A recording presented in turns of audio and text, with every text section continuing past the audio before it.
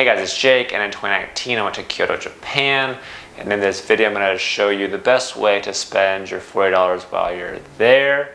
The bad news is that this adult large shirt did not make the cut, but let's dive in anyways.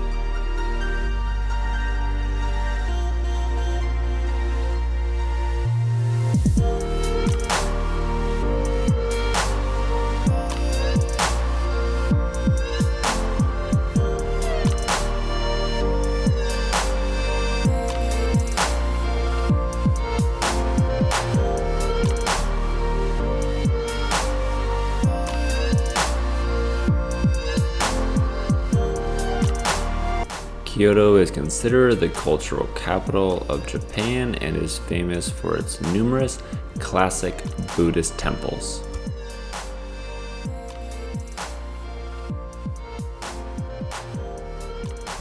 Gardens,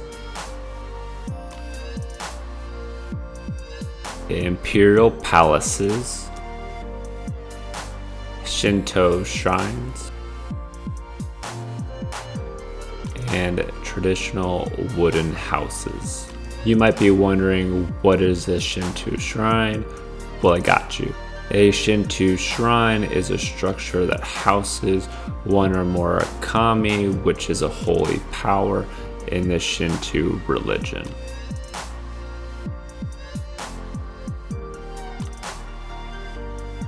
Kyoto is also known for formal traditions such as a kaiseki dining, which is multiple courses of precise meals, and geishas, which are often found in the Gion district.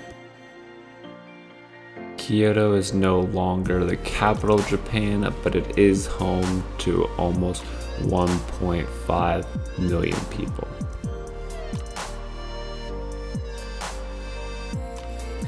Kyoto has a humid subtropical climate with seasonal variation in temperature and rain. Summers are hot and humid, while winters are relatively cold with occasional snowfall.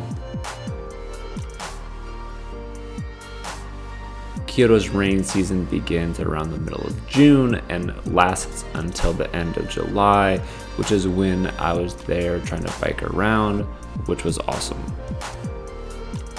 Alright, and now let's spend some money. A typical breakfast in Japan consists of rice, miso soup, spinach, and an egg, but I had a tough time finding places while there. I did go to Smart Coffee and really liked the coffee that I had and found their version of a ham and egg sandwich to be really interesting. I would for sure get the coffee, which will cost you $5.19. We will only be choosing one temple to pay to get into, so here are your three options. Number one is to take the bus to the Kinkaji temple, which was my personal favorite in Kyoto. Taking the city bus will cost you about $2.20 to go each way. A ticket to get into the temple is only going to cost you about $3.77. The temple is also called the Golden Temple and was the retirement villa of the shogun Ashikaga Yoshimitsu and was turned into a Zen Buddhist temple after his death in 1408.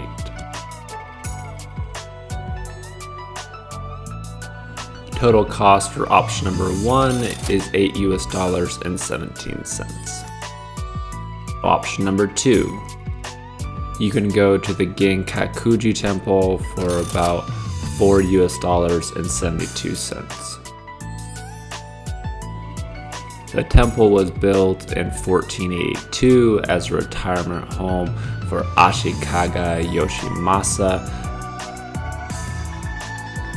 It was modeled after Kinkaji, which was his father's retirement villa. And after his death in 1490, it was converted into a Zen temple.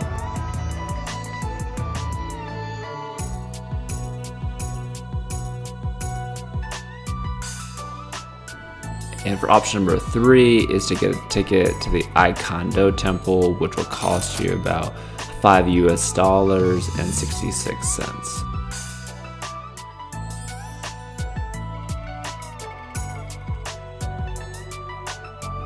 It is the head temple for Japan's Jodo-shu Buddhist sect.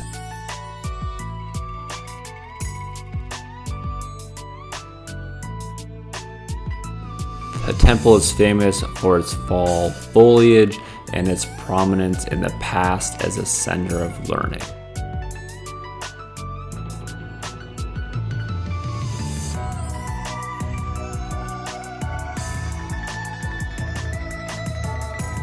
If you guys like what you're seeing, then I'd really appreciate if you hit the like button. It is a huge help for me because it lets YouTube know that people are liking it and will share it to more people. One thing I do recommend is get a bike to cruise around the city. The hostel I was staying at had them for free and a free buffet breakfast while we're at it, and I highly recommend getting a situation like that. Having a bike made everything a lot easier. Whether you spend the money to get into the Kinkaji temple, I suggest you take your bike and start on the east side of Kyoto and work your way down. In a 5-mile or 8.6 kilometer bike ride, you can see a lot of sights with plenty of stops without having to take a tour or get a taxi. The first stop will be the Philosopher's Path. It earned its name because 2 influential Japanese philosophers used it as a place for daily meditation. The canal is lined with cherry trees and is a great place to check out the blossoms when they are in bloom. Nearby, you'll want to stop at Omen to get some udon noodles, which will cost you a little more than $10. You can then continue to bike to several temples along the way. One of them being the Heian Shrine, which is free. It is a Shinto shrine which was built in 1895 to celebrate the 1100th anniversary of Kyoto. You will need to pay if you want to get into the gardens though.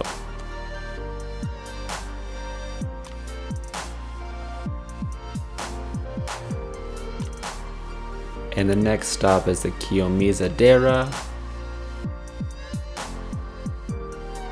which is a Buddhist temple that opened in 776 AD and is part of the historic monuments of ancient Kyoto. It is free to get into the temple.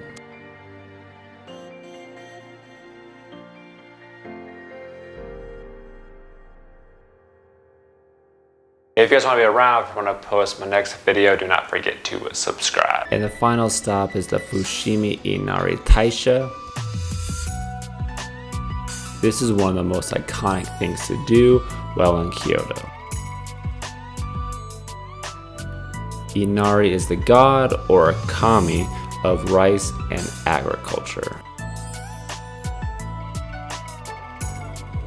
It is also worshipped as the patron of business, and each of the roughly 1,000 arches or torii were donated by Japanese businesses. The shrine sits at the base of Inari Mountain, and you can hike it if you want.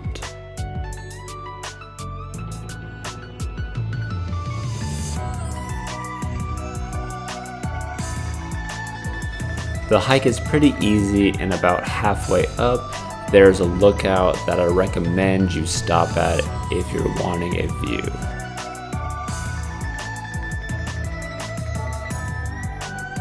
I went the whole way up, and when you got up there, there were just more shrines. I also stumbled upon a bamboo forest that I thought was bigger and less crowded than the one that is more famous in Arashiyama.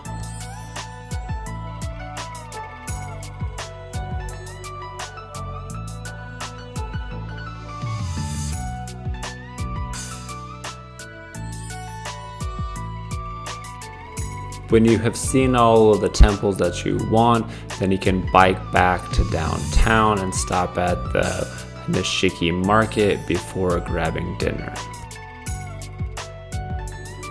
For dinner, I recommend you go to Sushi Se. Several lists had it as the best moderately priced sushi place in Kyoto. I was sitting next to people that asked me how I found out about it and said similar things. When you go, I recommend you get the nigiri half-baked salmon. It is amazing. I've tried to get it at other sushi places around the world and no one else seems to do it. To get a nigiri set, it will cost you about $14 US and it's worth it.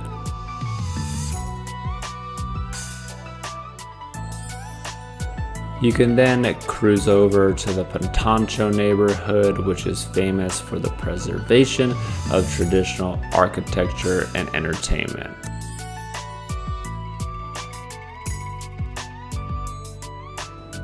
And there are numerous restaurants that sit along the Kamo River, but you don't have to go to those. You can just go down to the river and relax.